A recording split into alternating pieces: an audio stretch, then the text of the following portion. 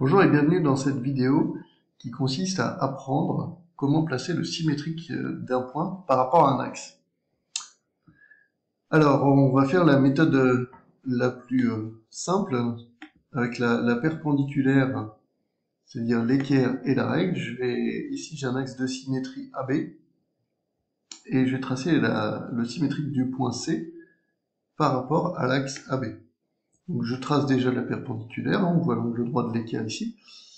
Et puis ensuite, avec l'aide de la règle graduée, je vais mesurer la distance entre le point et mon axe de symétrie.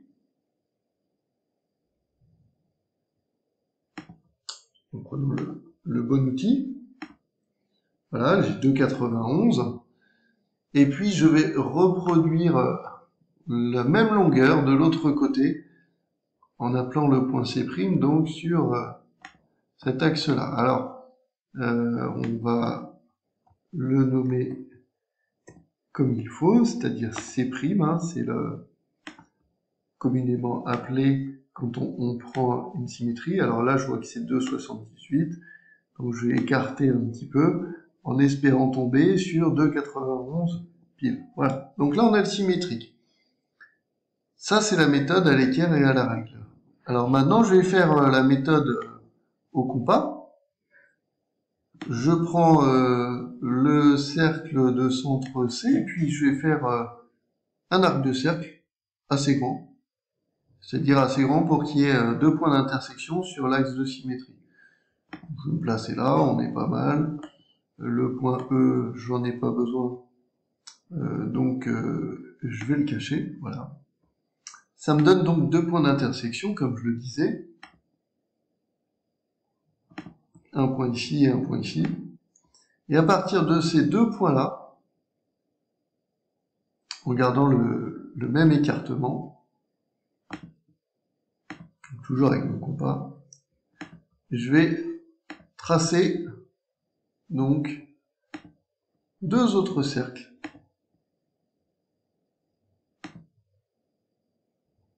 en partant donc de ces deux points. Et vous voyez ces deux autres cercles, eh bien, ils se croisent en C', qui est le symétrique de C par rapport à D. Donc première méthode, règle et compas.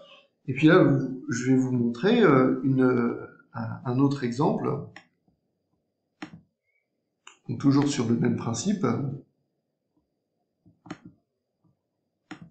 Donc je trace un axe de symétrie. Voilà, je vais prendre un point C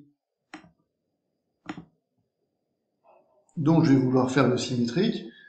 Je vais même mettre mon axe dans l'autre sens et voir, ça ne change rien. Voilà, donc je vais tracer un cercle de centre C, et puis on va prendre un rayon de 6 cm, pourquoi pas. À partir du moment où c'est assez grand, il n'y a pas de problème. Je repère bien les points d'intersection entre l'axe et mon cercle. On n'est pas obligé de tracer tout le cercle, hein, quand on est sur sa figure. Les arcs de cercle, ça suffit. Et puis partant de C, du coup, partant de D, et ben on va faire les mêmes cercles.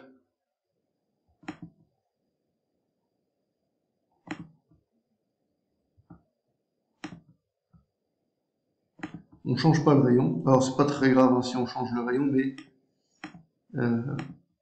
on a le même rayon pour faire le cercle de centre C et le même rayon pour faire les deux arcs de cercle de centre D et E. Mais autant garder le même rayon tout le temps, c'est plus rapide.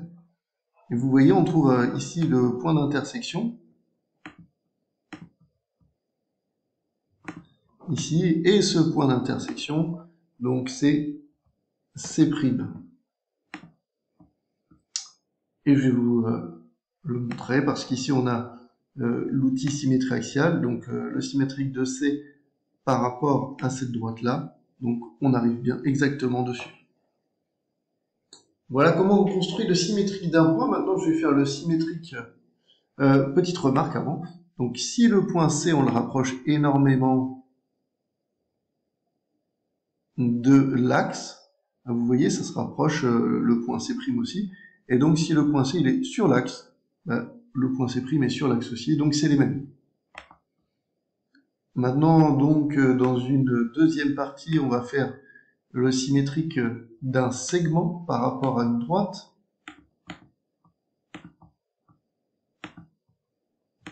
Ce sera pareil pour une droite par rapport à une droite, hein, il suffira de prolonger, bien évidemment. Donc voilà, j'ai mon segment AB et je veux tracer le symétrique de AB par rapport à la droite CD. Donc même principe, je vais le faire au compas plutôt que la règle à l'équerre. Tiens, je vais faire au compas en haut.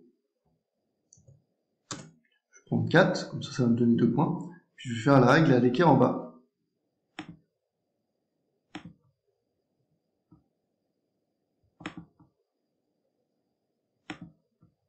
Voilà. Et voilà. Et donc les deux cercles que je viens de construire, ils se croisent ici.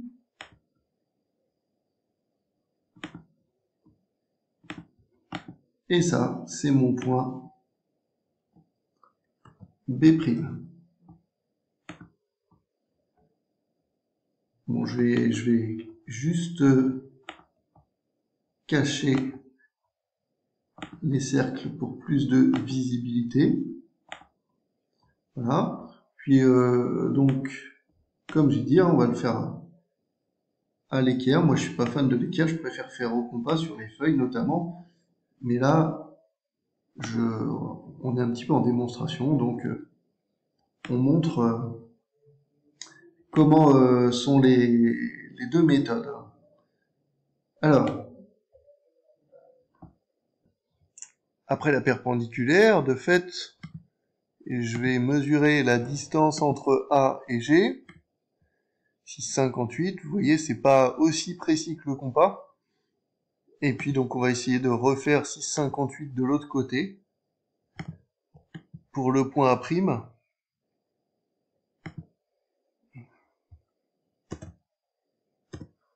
Voilà.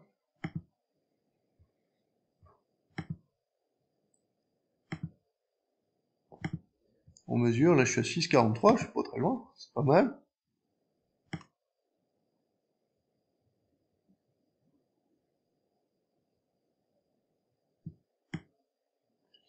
C'est moins précis, hein, voilà. Bon. Alors, il nous reste à tracer le segment entre A' et B'. Voilà, alors maintenant, j'ai réussi à tracer le symétrique du segment, ce qui va me permettre de montrer une deuxième chose intéressante, c'est que si le point B, si le segment AB est séquent à l'axe de symétrie, et ben le segment A'B' va être séquent à l'axe de symétrie en son même point. C'est le principe du miroir. Hein. Donc là, vous voyez, ça se croise. Le segment AB croise l'axe de symétrie ici, ben le segment A'B', il le croise au même endroit. Troisième chose, troisième symétrie que je vais construire, on va faire l'ensemble d'une figure.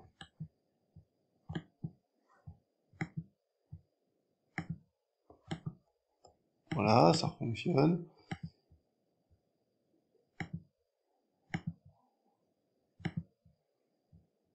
Alors, je vais faire deux exemples. Je vais faire un premier polygone, à savoir un triangle. Là, je vais faire uniquement au compas, pour plus de commodité.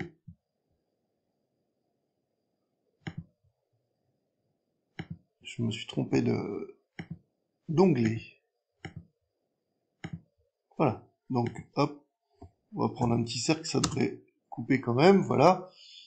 Et puis après, on va en refaire deux.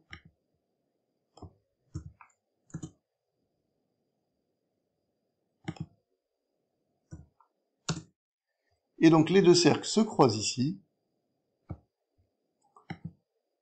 Alors, quand vous faites de la symétrie, je vous conseillerais d'effacer au fur et à mesure, ou de nommer au fur et à mesure, du moins, une partie des traits de construction. On n'efface pas tous les traits de construction, bien sûr, mais c'est vite surchargé quand on fait, que ce soit pour la méthode des perpendiculaires ou que ce soit pour la méthode du compas, on est très vite surchargé de points. Donc voilà ces primes. L'intérêt de le noter, c'est de se dire, bah là j'en ai que 3 hein, des figures, des sommets, mais si j'en ai 10, il faut que je les remette dans l'ordre. Donc ensuite, je vais faire E'.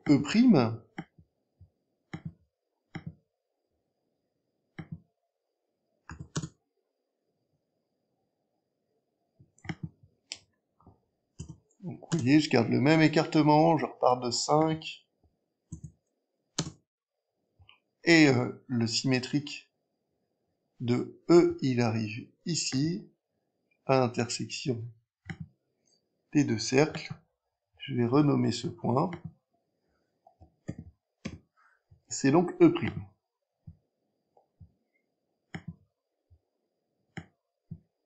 On va décaler la lettre.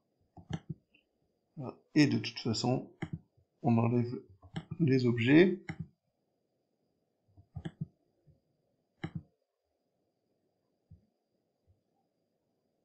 Et dernier cercle.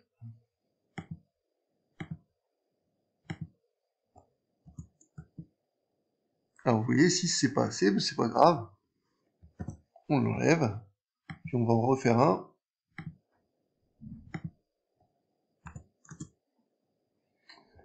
Voilà, alors partant d'ici, donc je refais 8. Et partant, alors, le premier, il a croisé l'axe ici. Faut pas que je me trompe avec le triangle. J'espère que ça ira. Et donc ici, on obtient le point d'intersection des deux arcs de cercle. J'ai cliqué à côté. On va recommencer.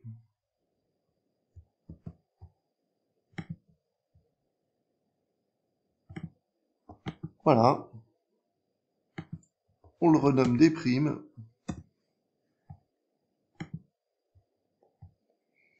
Et maintenant, il nous reste à relier E', D' et C'. Et donc, comme annoncé précédemment, ED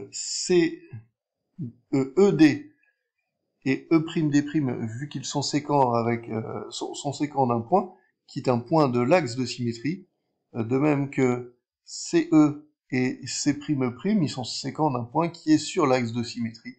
On voit bien que les deux triangles sont parfaitement symétriques, et puis on va demander au logiciel de vérifier. Donc, si je demande la symétrie axiale de ce triangle-là, par rapport à cette droite-là, oui, ça nous donne bien le triangle annoncé. Dernier exemple, alors très rapide.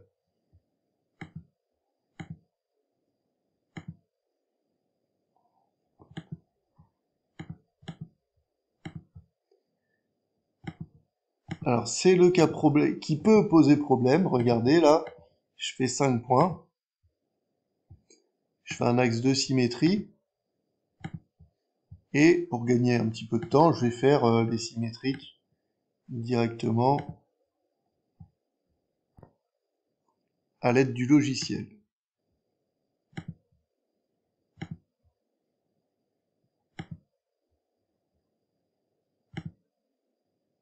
Donc, vous voyez, je vais un peu vite. Et vous allez voir l'intérêt de bien noter les points, c'est qu'après, quand on a 5 points comme ça, eh bien, il faut les remettre dans l'ordre. Donc, A', B', C', D', E', Et voilà, merci de m'avoir écouté, bon travail à vous, au revoir.